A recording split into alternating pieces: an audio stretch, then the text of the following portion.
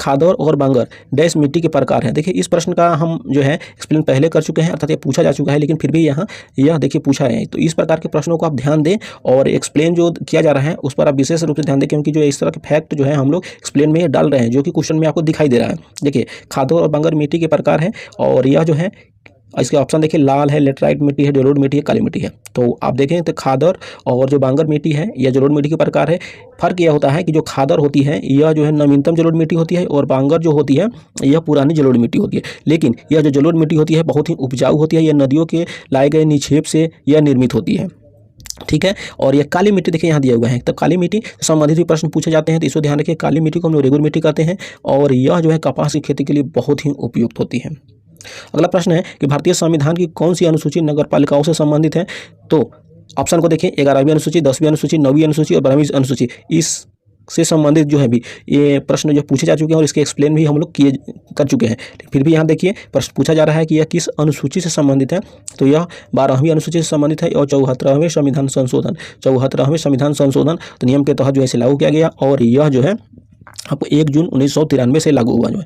10वीं अनुसूची दल बदल नियम से संबंधित है। 11वीं अनुसूची पंचायती राज व्यवस्था को संवैधानिक दर्जा दिया गया, यह जो है 73वें संविधान संशोधन अधिनियम 1992 से संबंधित है। 9वीं अनुसूची भारतीय संविधान संशोधन प्रथम के तहत जो इसे जोड़ा गया। चीड़ जो है डैश का उदाहरण है, टेरी डोफाइडा, एक बीजपत्री, अनावृतबीजी और आवृतबीजी।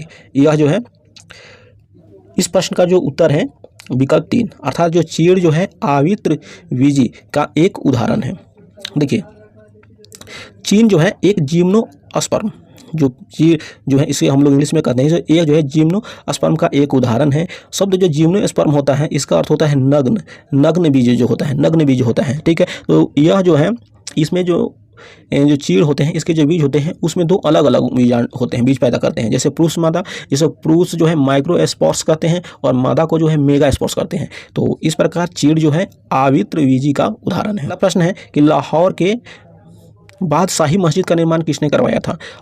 ऑप्शन है आपका शाहजहां, हुमायूं, औरंगजेब और अकबर। तो इस प्रश्न का जो उत्तर हो गया विकल्प 4 हो गया, औरंगजेब हो गया। लाहौर में के जो बादशाही मस्जिद का निर्माण औरंगजेब ने कराया था 1671 से 1673 में। ठीक है, और यह पाकिस्तान का दूसरा सबसे बड़ा मस्जिद है और यह औरंगजेब के द्वारा ही निर्मित किया गया था। औरंगजेब ने बीबी का मकबरा औरंगाबाद में बनाया है जो जिसे दूसरा ताजमहल भी कहा जाता है। शाहजहां ने जो है दिल्ली के लाल किला, आगरा के ताजमहल को बनवाया है। हुमायूं ने जो है दिल्ली में एक जो है दिन पनाह नगर की स्थापना की थी और अकबर ने जो फतेहपुर सीकरी बुलंद दरवाजा का निर्माण करवाया था। तो इस प्रकार इस सब को ध्यान रखें क्योंकि इससे प्रश्न पूछे जाते हैं, उसी की चर्चा हम एक्सप्लेन में ज़्यादातर करते हैं ताकि आपको जो है। अगला प्रश्न है कि किस महल को डच पैलेस के नाम से जाना जाता है या जाने लगा? देखिए इस तरह के शब्दों का प्रयोग किया है, इसको आप लोग इस तरह के प्रश्न को आप पढ़ें अच्छे से ताकि आसानी से समझ सकेंगे। देखिए मट्टनचेरी महल, हवा महल, मैसूर महल, लेह महल। तो इस प्रश्न का जो उत्तर है विकल्प 1 हो गया, मट्टनचेरी महल जो है यह जो है केरल के एर्नाकुलम में अवस्थित है। इसे जो है डच पैलेस के नाम से जाना जाता है। इसे पुर्तगालियों द्वारा जो है कोची वंश के राजा वीरा केरल वर्मा के वर्तमान काल के रूप में 1545 यह जो है निर्माण किया गया था। 1545 ईस्वी के समय जो है निर्माण किया गया था। तो इस तरह के उड़ीसा का बाघ नाच किस हिंदू माह में आयोजित किया जाता है या मनाया जाता है? ठीक है, ऑप्शन है फागुन, भाद्र, चैत्र और वैशाख। तो इसे जो है चैत्र में मनाया जाता है। यह इसमें जो है बाघ नाच चित्र होता है। इसमें क्या होता है कि पुरुष नर्तक जो है बाघ का चित्र बनाकर माने कि बाघ का रूप धारण करके नृत्य करते हैं। ठीक है, और यह जो है यह बाघा जो नाच होता है इसे हम लोग टाइगर नृत्य कहते हैं। इसे बंकर में, सुबर्णपुर जिले में और जो गंजाम जिले हैं उड़ीसा के विभिन्न क्षेत्रों में यह मनाया जाता है। तो यह जो है मेनली चैत्र में मनाया जाता है। भारत के लौह पुरुष के नाम से किसे जाना जाता है? ऑप्शन है बाल गंगाधर तिलक, राजा राम मोहन राय, वल्लभ भाई पटेल, जवाहरलाल नेहरू।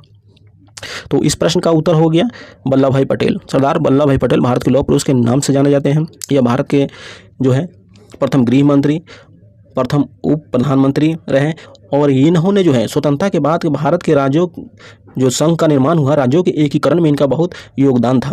और इनका जो इतिहास में देखें तो जो बारदोली का सत्याग्रह जो हुआ था या बारदोली सत्याग्रह हुआ था, आंदोलन हुआ था, उसे कहीं आपको सत्याग्रह कहीं आंदोलन मिलेगा बारदोली का। यह जो है 1928 में, जिसमें सरदार वल्लभ भाई पटेल की महत्वपूर्ण भूमिका थी। तो उसमें माना जाता है कि उस समय महिलाओं ने जो इन्हें सरदार की उपाधि दी थी। प्रश्न है कि नेशनल शूटिंग स्पोर्ट्स फेडरेशन की ओर से दिया जाने वाला सबसे बड़ा सम्मान कौन सा है? ऑप्शन है black cross, red cross, blue cross और व्हाइट क्रॉस। ठीक है, तो इस प्रश्न का जो उत्तर है विकल्प 3 है, blue cross. International shooting sports federation की ओर से दिया जाने वाला सबसे बड़ा सम्मान है ब्लू क्रॉस है। ठीक है, यह उनके आजीवन उत्कृष्ट योगदान के लिए यह दिया जाता है इस खेल में। देखिए, भारतीय शूटर जो है अभिनव बिंद्रा दिसंबर 2018 में ब्लू क्रॉस का जो सम्मान पाने वाले प्रथम भारतीय हैं। यूरोप के लोगों द्वारा श्रीलंका के किस पर्वत का नाम जो है बाइबल रॉक रखा गया है? क्या रखा गया है? बाइबल रॉक रखा गया है। इस प्रश्न को देखिए, यूरोप के लोगों द्वारा श्रीलंका के किस पर्वत का नाम बाइबल रॉक रखा गया है? ऑप्शन है गोंगाला, नमुकुला, हसन, गिरिया, बटा, लेगला। इस चीज़ को ध्यान में रखें। तो इस प्रश्न का जो उत्तर है विकल्प 4 हो गया। जो बट्टा लेगला है, इसे यूरोप के लोगों के द्वारा जो है इसका नाम जो है बाइबल रॉक रखा गया है। यह केंद्रीय पहाड़ी और अर्नेक एक पारिस्थितिकी तंत्र के रूप में भी यह विकसित है और यह कोलंबो से कैंडी की सड़क पर अवस्थित है जो है। ठीक है, तो उन्होंने मंत्रिपरिषद के आकार को सदन के कुल आकार के 15% तक सीमित कर दिया। ऑप्शन है 74वें संविधान संशोधन, 86वें संविधान संशोधन, 61वें संविधान 91। तो इस प्रश्न का जो उत्तर है आपका विकल्प 3 हो गया। ठीक है, विकल्प 3 हो गया। अर्थात जो 91वें संविधान संशोधन है, इसके तहत जो है मंत्रिपरिषद का जो आकार होगा, वो संख्या होगी या मंत्रियों की जो संख्या होगी, यह जो है सदन के कुल संख्या के 15% से अधिक नहीं होगी, अर्थात 15% तक है। और यह जो है 7 जुलाई 2014 से यह लागू है। ठीक है, 74वां जो संविधान संशोधन है यह नगर पालिका से संबंधित है, संवैधानिक दर्जा दिया गया। और 86वां जो संविधान संशोधन है 2002 में, इसके तहत जो है अनुच्छेद 21 का आपको 45, 51 का जोड़ा गया और इसके तहत जो है शिक्षा के अधिकार से संबंधित है। और इसके तहत जो है 6 से 14 वर्ष के बच्चों को निःशुल्क अनिवार्य शिक्षा का प्रावधान किया गया। ठीक है, 61वें संविधान संशोधन 1989 में, इसके तहत जो है मतदान करने की जो आयु है 21 वर्ष से घटाकर 18 वर्ष कर दिया गया, जो वर्तमान में यह है। अगला प्रश्न है कि ऋग्वैदिक काल में जो आयरनी किस की देवी है? उषा काल, वन, पवन और पृथ्वी। ठीक है, तो इस प्रश्न का जो उत्तर है विकल्प 2 हो गया, वन। अर्थात ऋग्वैदिक काल में जो आयरनी है किस की देवी है? तो यह वन की देवी है और वन, जंगल और जंगली जीवों की सुरक्षा से संबंधित जो है यह देवी थी। ठीक है, एक चीज़ और ध्यान रखें, जो ऋग्वैदिक काल आई तो यहाँ आप ध्यान में रखें क्योंकि इसमें प्रश्न पूछे जाते हैं जिनसे कि जो इसमें जो देवताओं की बात आई तो उसमें हम चर्चा करते हैं। जैसे इंद्र को हम कहते हैं, तो इंद्र जो है इसमें सर्वशक्तिशाली थे और इसमें जो है युद्ध का नेतृत्व करते थे और तो इन्हें युद्ध का देवता कहा जाता है। तो इसलिए इसे ध्यान में रखेंगे क्योंकि प्रश्न पूछे जाने की संभावना है। मरुत जो है उस समय आंधी और तूफान के देवता थे और जो सूर्य थे उन्हें जो है जीवन देने वाला देवता के रूप में इनको जाना जाता है। नियम को कौन से नियम के रूप में जाना जाता है? दीर्घवृत्तीय इलिप्स, हार्मोनिज, गतिज और समांतर। देखिए, ये इसको पहले भी हम बता चुके हैं, जब एक्सप्लेन में ही मैंने बताया था कि केपलर ने ग्रहों के जो गति है उसके गति के नियम से संबंधित इन्होंने जो है सिद्धांत दिया था और इसके तहत जो इन्होंने 3 नियम बताए थे। जो केपलर के नियम है 3 नियम, तो कहा जा रहा है कि इस नियम को प्रथम नियम के रूप में जाना जाता है। तो यह दीर्घवृत्तीय, यहाँ जो उत्तर हो जाएगा विकल्प 1 हो जाएगा। यह बताया जा रहा है कि जो सूर्य जो ग्रह है परिक्रमा करते हैं वह जो दीर्घवृत्तीय कक्ष में ग्रह परिक्रमा करते हैं। तो यहाँ पर जो उत्तर प्रथम नियम हो गया, तो यह होगा दीर्घवृत्त अर्थात इलिप्स। देखिए, जो केपलर के 3 नियम है, प्रथम नियम जो है इनका जो है प्रथम नियम लॉ ऑर्बिट है जो कक्ष के नियम से संबंधित है। दूसरा जो नियम है क्षेत्रफलीय जो चाल के नियम से संबंधित है, जो अगर ये हो रहे हैं तो इन पर क्षेत्रफल चाल से नियम से संबंधित। तीसरा जो है परिक्रमण, तीसरा जो नियम है इनका परिक्रमण काल से संबंधित है। तो जो प्रथम नियम है वो किस कक्ष में भ्रमण करते हैं, तो यह दीर्घवृत्तीय हो गया। बांग्लादेश की निम्नलिखित नदियों में से किसे बराक नदी के नाम से जाना जाता है? ऑप्शन है तीस्ता, सुरमा, रायडेक, आयोत्री। तो यहाँ जो है इस प्रश्न का जो उत्तर हो गया विकल्प 3 हो गया कि बांग्लादेश में जो है सुरमा जो नदी है, सुरमा नदी को हम बराक नदी के नाम से जानते हैं। सुरमा जो है यह मेघना नदी प्रणाली का एक हिस्सा है और यह तब शुरू होता है जब पूर्वोत्तर भारत में बराक नदी सुरमा और जो कुशियारा नदी के बांग्लादेश सीमा में विभाजित होती है। एक चीज़ और आप ध्यान रखें, यह तीस्ता जो है यह ब्रह्मपुत्र की सहायक नदी है और जो गंगा को जो है बांग्लादेश में पहुंचती है तो वहाँ हम पद्मा के नाम से जानते हैं। और बांग्लादेश में जो है जो ब्रह्मपुत्र नदी आती है तो उसे जो है जमुना कहा जाता है और जब यह दोनों नदियाँ एक साथ मिलती है तो बांग्लादेश में उसे जो है मेघना के नाम से जाना जाता है।